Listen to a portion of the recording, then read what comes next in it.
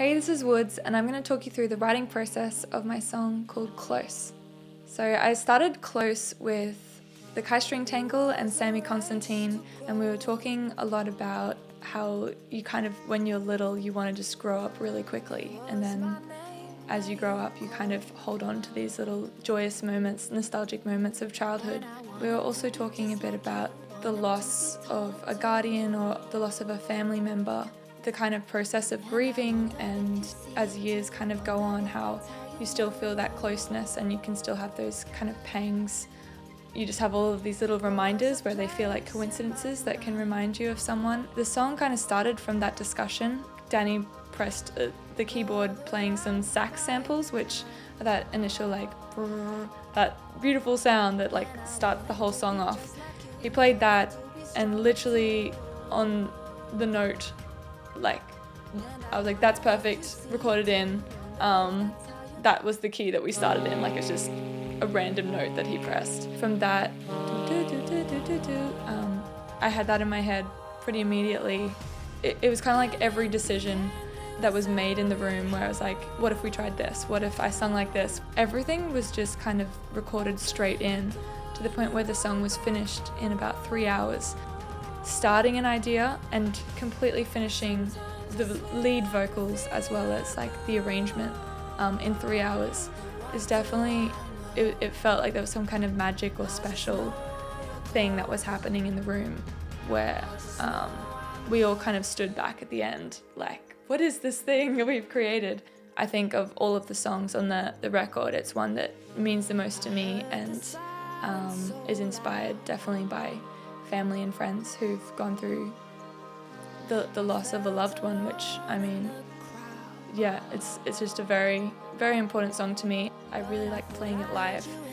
In it, I guess the Kai String Tangle and I have a lot of shared inspiration where we both love Sigur Rós and a bunch of different, I guess we've just grown up loving the same layers and atmospheres that those kind of artists create. Coming in to write this, where it's just like we both love collecting samples and found sounds and creaky old organs and saxophones, and usually whenever I leave a house, like whenever I move house, I sample the whole house, like opening the doors and like the sink. I have like at least 3 houses on my my phone, which is just a weird thing to discover in your voice memos, where it's like, I don't know what I'm going to do with all of these like creaky doors and floorboards or things, but it's just, I think I love sampling things where I can kind of personally remember something,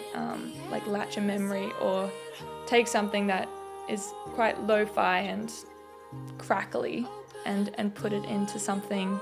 And for me personally, when I hear it back, I'm like, I'm back in that house, I'm over in that country, I'm in that cave. Yeah, so Danny, the Kai String Tangle, also does that sort of stuff. He's there tinkering on everything with his recorder, getting all those things. So for a song like Close, we had all of these ideas and layers of memory and these kind of like treasure boxes of sound, and it just ended up being this huge, I think it just turned into this big wall of sound that means that when you take something so rich, like this big cacophony of sounds, if you take all of that and then you just pull it back, which we did in the final chorus, where it's just like back down to piano and voice, I love that kind of sucking all of the air out of the room, or sucking it all into nothing.